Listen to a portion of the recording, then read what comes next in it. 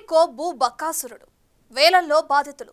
విశాఖ నుంచి మదనపల్లి వరకు ఏ వివాదం చూసినా వేలకు వేల ఎకరాలకు సంబంధించి అక్రమాలు వెలుగు చూస్తున్నాయి.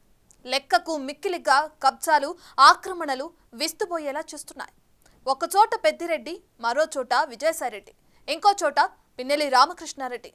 ఇలా ప్రతి వివాదం వెనుక నాటి వైఎస్ఆర్సీపీ ప్రభుత్వం కీలక నేతల పేర్లే తేలుతున్నాయి. అసలు ఏపీలో జరిగిన భూ ఆక్రమణలేంటి, ఎక్కడెక్కడ ఎంతెంత భూమి స్వాహా అయింది, అవన్నీ తెలుసుకోవాలంటే లెట్స్ వాచ్ ది స్టోరీ.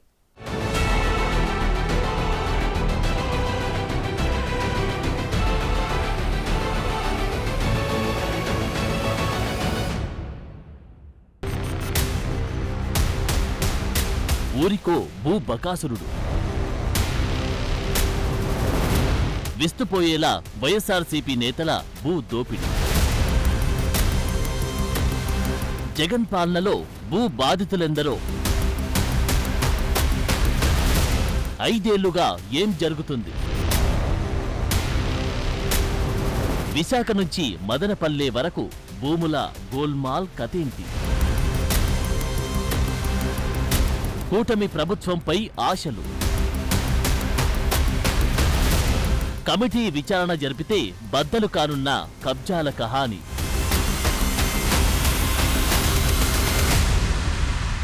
ఐదేళ్ల జగన్ పాలనలో భూములున్న పేదలు, మధ్యతరగతి కుటుంబాలకు కంటి మీద కునుకు లేకుండా చేసింది. వాగులు, వంకలు, శ్మశానాలు, కుంటలు, కాల్వలు ఇలా ఒక్కటేంటి కాదేది కబ్జాకు అనర్హమన్నట్లుగా విలువైన ప్రభుత్వ భూములను మింగేశారు. ఇంకొందరు ముందడుగు వేసి కోట్ల విలువ చేసే ప్రైవేటు ఆస్తులను తక్కువ ధరకే లాక్కున్నారు, రికార్డులు మార్చుకున్నారు. దాదాపు 5,000 కోట్ల విలువ చేసే భూములు కాదు అంతకు మించిన భూములు వైసీపీ వారు కబ్జా చేశారని విమర్శలు వెల్లువెత్తుతున్నాయి.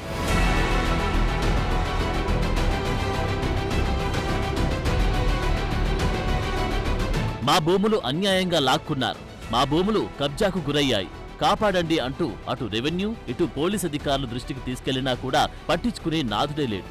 ఎందుకంటే ఆ 2 శాఖలు అప్పట్లో వైసీపీ నేతల జేబు సంస్థగా ఉండేది అనేది విమర్శలు గట్టిగానే ఉన్నాయి. ఇప్పుడు మదనపల్లి సబ్ కలెక్టర్ కార్యాలయం కాలిపోవడంతో విచారణలో మాజీ మంత్రి పెద్దిరెడ్డి అనుచరుల భూదందాలు ఒక్కటొక్కటి వెలుగులోకి వస్తున్నాయి. వాటిని చూసిన తర్వాత కడప జిల్లా వైసీపీ భూ బాధితుల్లో కూడా ధైర్యం వచ్చింది. జిల్లాలో కూడా వైసీపీ భూ బాధితుల కోసం ప్రత్యేక గ్రీవెన్స్ సెల్ ఏర్పాటు చేయాలని డిమాండ్ వస్తోంది. త్వరలో ప్రభుత్వం ఒక కమిటీ వేసి రాష్ట్ర వ్యాప్తంగా గత 5 ఏళ్లలో జరిగిన భూ ఆక్రమణలను వెలుగులోకి తీసుకురానుందని ప్రచారం సాగుతోంది. ఇదే జరిగితే జిల్లాలో వైసీపీ భూ కబ్జాలన్నీ వెలుగులోకి వచ్చే అవకాశముంది.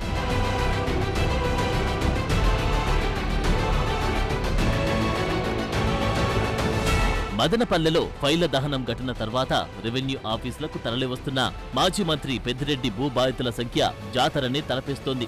మదనపల్లె సబ్ కలెక్టర్ కార్యాలయంలో ఫైళ్ల కాల్చివేత ఘటనతో పెద్దిరెడ్డి పాత్ర, భూ అక్రమాలు వెలుగులోకి వచ్చాయి. మదనపల్లెలో పెద్దిరెడ్డి, పల్నాడులో పిన్నెల్లి రామకృష్ణారెడ్డి, విశాఖలో విజయసాయిరెడ్డి ఇలా ఊరికో భూ బకాసురుడు కనిపిస్తున్నాడు. దీంతో అసలు గడిచిన 5 ఏళ్లుగా వాళ్ళంతా ఇంతగా ఎలా బరితెగించారు అనే ప్రశ్నలు తలెత్తుతున్నాయి.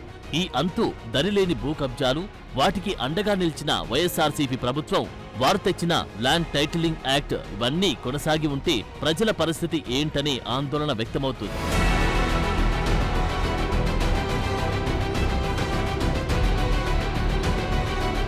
రాష్ట్ర వ్యాప్తంగా 26 జిల్లాల్లోనూ 100 కోట్ల విలువైన ప్రైమ్ ల్యాండ్లను పార్టీ ఆఫీసుల పేరుతో వైఎస్ఆర్సీపీ కొట్టేసిందని ఆరోపణలున్నాయి. చివరకు పేదల ఇళ్ల పట్టాల పేరుతో కూడా రాష్ట్ర వ్యాప్తంగా వైఎస్ఆర్సీపీ నేతలు 10,000 ఎకరాలు కొట్టేశారని ప్రభుత్వం శ్వేతపత్రాల్లో వెల్లడించారు. వైఎస్ఆర్సీపీ నేతలు గత 5 ఏళ్లలో అధికారం అడ్డుపెట్టుకుని ఆన్లైన్లో రికార్డుల్లో హక్కుదారుల పేర్లు మార్చి సాధారణ ప్రజల్ని ముప్పుతిప్పలు పెడుతున్నారు. చివరికి వాళ్ళంతా తమ ఆస్తులకు తామే యజమానులమని నిరూపించుకునేందుకు ప్రభుత్వ కార్యాలయాల చుట్టూ చెప్పులు అరిగేలా తిరగాల్సిన దుస్థితి ఏర్పడింది.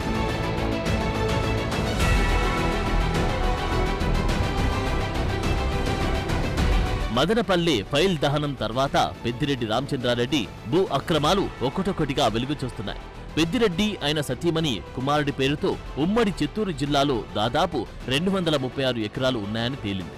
ఆయన తమ్ముడు, ఇతర కుటుంబ సభ్యులు, అనుచరులు, బినామీల పేర్లతో ఉన్న భూములకు లెక్కేలేదు. వందల కోట్ల రూపాయల విలువైన అసైన్ భూములు ఉన్నట్లు రెవెన్యూ రికార్డులు స్పష్టం చేస్తున్నాయి.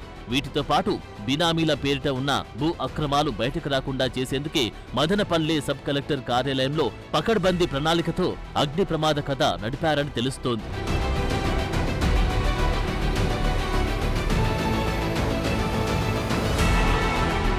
జూలై 21న జరిగిన దస్త్రాల దహనం ఘటన తర్వాత ప్రభుత్వం భూ కబ్జా ఆరోపణలు ఎదుర్కొంటున్న వారి పేరిట ఉన్న భూముల వివరాలు సేకరిస్తోంది. వెబ్లాండ్ రికార్డుల ప్రకారం చిత్తూరు జిల్లాలో పెద్దిరెడ్డి కుటుంబ సభ్యుల పేరిట వివిధ సర్వే నెంబర్లు, సబ్ డివిజన్ల వారీగా ఉన్న భూముల వివరాలు సేకరించారు. పెద్దిరెడ్డి రామచంద్రారెడ్డి పేరుతో 41 ఎకరాలు, మిథున్ రెడ్డి పేరిట 23 ఎకరాలు, పెద్దిరెడ్డి భార్య స్వర్ణలత పేరిట 171 ఎకరాల భూమి ఉంది.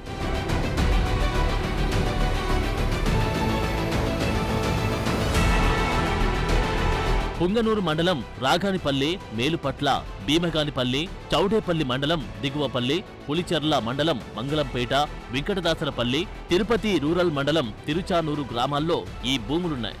అర్బన్ ల్యాండ్ సీలింగ్ చట్టం ప్రకారం మెట్ట భూములు 54 ఎకరాలు, మాగాని 27 ఎకరాలకు మించి ఒక కుటుంబం వద్ద ఉండకూడదు.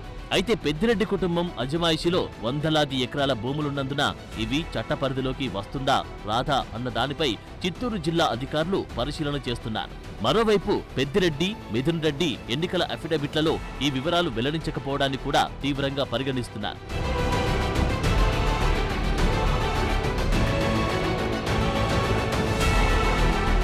పుంగనూరు మండలం రాగానిపల్లెలో అక్రమంగా క్రమబద్ధీకరించిన 882 ఎకరాల్లో పెద్దిరెడ్డి రామచంద్రారెడ్డి అనుచరుల వాటానే దాదాపు 600 ఎకరాలని అంచనా.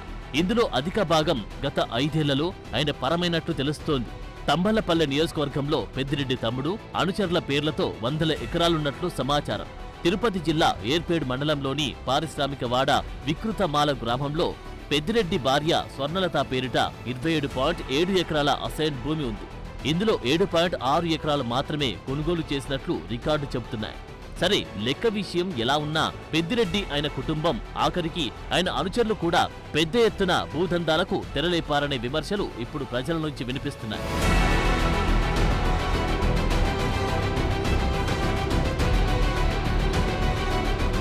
మరోవైపు ఇటు విశాఖకు వస్తే 5 ఏళ్ల పాలనలో వైసీపీ నాయకులు విశాఖను పీల్చి పిప్పి చేశారు. కోట్ల విలువైన భూముల్ని, ప్రాజెక్టుల్ని కొట్టేశారు. పేదల అసైన్ భూములు కాజేశారు. Dasapalla Ramanaidu studios, NCC, Hayagriva, CBCNC, bay park, Radisson Blu ఇలా నగరంలో అత్యంత విలువైన భూములు, ప్రాజెక్టుల్ని కుదిరితే పూర్తిగా మింగేశారు. కొన్నింట్లో అధిక వాటాలు వైసీపీ నాయకులు, వారి ఆస్మదీయుల ఆధీనంలోకి వెళ్లిపోయాయి. ప్రతి ప్రాజెక్టులోనూ 20% వాటా ముట్టజెప్పేలా దందాలు సాగినట్టు ఆరోపణలున్నాయి.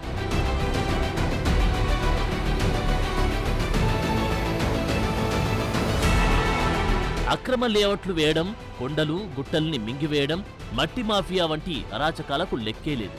ఇది ఇప్పుడు కాదు, వైసీపీ హయాంలోనే భూదందాలపై పెద్ద ఎత్తున ఆరోపణలు వచ్చాయి. దీంతో మాజీ మంత్రి ధర్మాన ప్రసాదరావు చేసిన భూ అక్రమాలపై సిట్ నివేదికలో పేర్కొన్న చర్యలు చేపట్టలేదు. పలువురు ఐఏఎస్ అధికారులు అక్రమాలకు పాల్పడ్డట్టు తేలినా చర్యల్లేవు.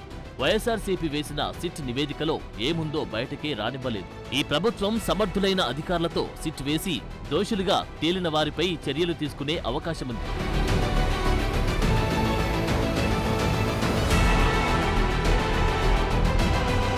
గత ప్రభుత్వంలో విశాఖను రాజధానికి ప్రకటించడంతో విశాఖ నుంచి అనకాపల్లె వరకు కబ్జాల పరంపర కొనసాగింది. ఎక్కడికక్కడ లేఅవుట్స్ వేసి పెద్ద ఎత్తున చక్రం తిప్పారు. విసన్నపేట భూముల వ్యవహారం కూడా అప్పట్లో పెద్ద దుమారమే రేపింది. ఏకంగా 609 ఎకరాల భూముల్లో వెంచర్లు వేసి దందాకు తెగబడ్డారు. దీంతో నాడు ఏకంగా పవన్ కళ్యాణ్ ఇక్కడ పర్యటించి బాధితులకు న్యాయం చేస్తామన్నారు. ఆ తర్వాత ఎన్నికలకు ముందు చంద్రబాబు సైతం విసన్నపేట భూములపై మాట్లాడారు. ఈ వ్యవహారంలో నాడు మంత్రిగా ఉన్న గుడివాడ అమర్నాథ్, ఆయన అనుచరగణం మీద పెద్ద ఎత్తున విమర్శలున్నాయి.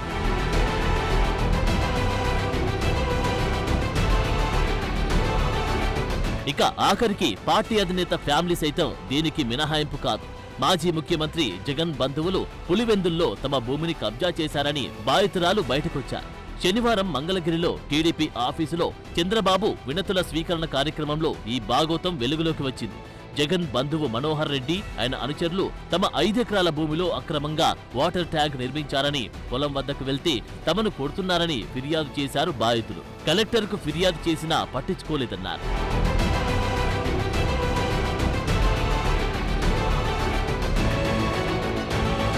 ఇక తిరుపతిలో 100 కోట్ల విలువైన 10 ఎకరాల ప్రభుత్వ భూమి కబ్జాకు గురవుతోందని, తాము తిరుపతి మున్సిపల్ కమిషనర్కు ఫిర్యాదు చేసినా పట్టించుకోలేదని, దానిపై చర్యలు తీసుకోవాలని శ్రీ సాయి విష్ణు లేఅవుట్ సంక్షేమ సంఘం ప్రతినిధులు చంద్రబాబుకు వినతి పత్రం ఇచ్చారు. కుండలు తయారు చేసి అమ్ముకుంటున్న తమ భూమిని వైసీపీ నేత వేమూరి ఆదాం ఆక్రమించాడని, అక్రమంగా తమపై ఎస్సీ/ఎస్టీ అట్రాసిటీ కేసు పెట్టి పోలీస్ స్టేషన్ చుట్టూ తిప్పాడని ఎన్టీఆర్ జిల్లా వీరులపాడు మండలం అబ్బూరు గ్రామ శాలివాహన కుల సంఘం నేతలు సీఎంకు ఫిర్యాదు చేశారు. ఇలా గ్రీవెన్స్ కు 90% భూముల సమస్యల గురించి ఫిర్యాదులు అందడం ఇప్పుడు హాట్ టాపిక్ గా మారింది.